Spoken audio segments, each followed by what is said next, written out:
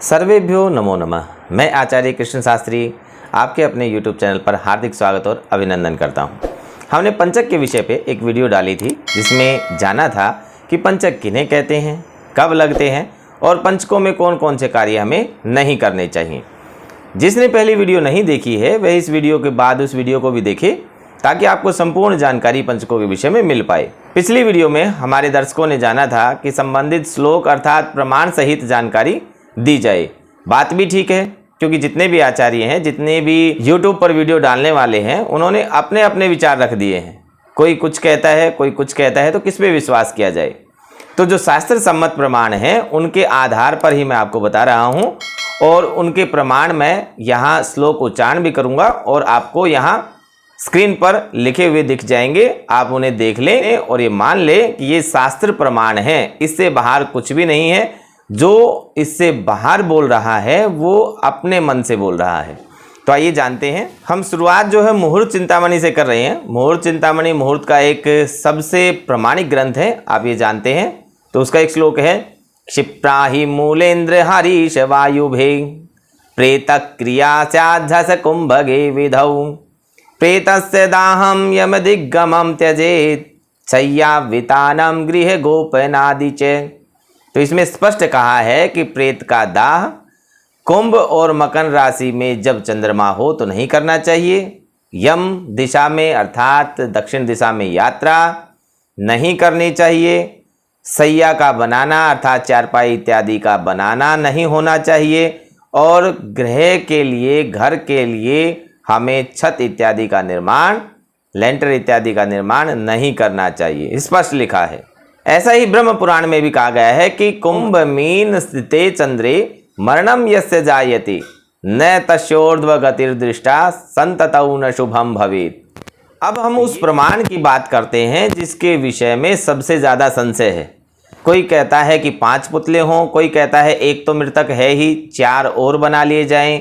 किसी एक आचार्य ने तो ये भी कहा कि जितने नक्षत्र बीत गए हैं पंचकों के, उनको छोड़कर बचे हुए नक्षत्रों के समान हमें वो पुतले बना लेने चाहिए। लेकिन ऐसा नहीं है। आप देखें कि ब्रह्म पुराण में साफ स्पष्ट लिखा है, श्लोक में बोल रहा हूँ, दाह देश समम नीत्वा स्वापये च प्रयत्नतः दर्भाणाम प्रतिमा कार्या पंचोर्णाशोत्र वेष्टितः यवपिष्टे नानुलिप्तास्ताभि सह सवम दहेत। क्या कहा है कि दर्भाणाम प्रतिमा कार्या पंच, साफ स्पष्ट कहा है कि दर्भ की अर्थात डाब की, कुशा की 5 प्रतिमाएं बनाएं और उसे ऊन सूत्र से वेष्टित करें। जैसा मैंने पिछली वीडियो में कहा था कि ऊन से, सफ़ेद ऊन से उसे लपेटें। जौ के आटे से पिंड बनाकर या जौ का आटा उसके साथ लगाकर उनका शव के साथ ही दाह संस्कार कर देना चाहिए। और जो 5 जो प्रतिमा बनाई जाती हैं, पुतले बनाए जाते हैं, उनके नाम भी दिए गए हैं। तो स्पष्ट हो जाता है कि हमें 5 ही पुतले बनाने चाहिए, ना कि 4। क्या नाम दिए हैं? प्रेतवाह प्रेतसकः प्रेतपः प्रेत भूमि प्रेतहर्ता पंचमश्च नामान्येतानि च क्रमात्। अर्थात प्रेतवाह प्रेतसकः प्रेतपः प्रेत भूमि और प्रेतहर्ता, ये 5 नाम होते हैं। तो ये हुआ प्रमाण कि जब दाह संस्कार हमें करना होता है, पंचकों में अगर कोई गुजर जाता है, मृत्यु को प्राप्त होता है, तो उसका दाह संस्कार किस प्रकार और किस विधि से किया जाए। अब हम जान लेते हैं कि पंचकों में कौन कौन से कार्य किए जा सकते हैं। लेकिन ये भी ध्यान रहे कि जो कार्य नहीं करने को बोला गया है वो कार्य कदापि नहीं करने चाहिए। उनके अलावा क्या ऐसे कार्य हैं जो आप कर सकते हैं या शुभ होते हैं। तो पहला कार्य है कि धनिष्ठा और शतभिषा नक्षत्र जब हों तो वाहन का खरीदना, मशीनरी संबंधी कोई भी काम शुरू करना बहुत ही शुभ माना गया है।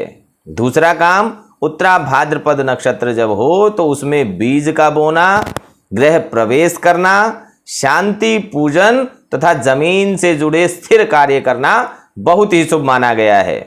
तीसरा कार्य, जब रेवती नक्षत्र हो तो कपड़े के व्यापार में संबंधित सौदे करना, किसी विवाद का निपटारा करना, गहने खरीदना आदि शुभ माना गया है। चौथा कार्य क्या कर सकते हैं कि दक्षिण दिशा में यात्रा करना निषेध है, क्योंकि वो यम की दिशा होती है। तो दक्षिण दिशा को छोड़कर आप यात्रा कर सकते हैं। पांचवा कार्य क्या होता है कि जब उत्तरा भाद्रपद नक्षत्र हो और साथ में रविवार भी हो तो सबसे अच्छा मुहूर्त ज्योतिष में एक है सर्वार्थ सिद्धि योग, जिसमें सब कुछ सिद्ध होता है, सब कुछ अच्छा हो जाता है, उस मुहूर्त का निर्माण होता है। तो उसमें कोई भी आप कार्य करें तो जरूर उसमें सफलता मिलती है। तो ऐसा जब सर्वार्थ सिद्धि योग हो अर्थात उत्तरा भाद्रपद के साथ जब रविवार हो तो आप उसमें कोई भी शुभ कार्य कर सकते हैं। अब अगली वीडियो में हम जानेंगे कि पंचक कितने प्रकार के होते हैं और उनमें कौन कौन से कार्य विशेष रूप से आपको नहीं करने चाहिए। तो मिलते हैं अगली वीडियो में, तब तक के लिए नमस्कार।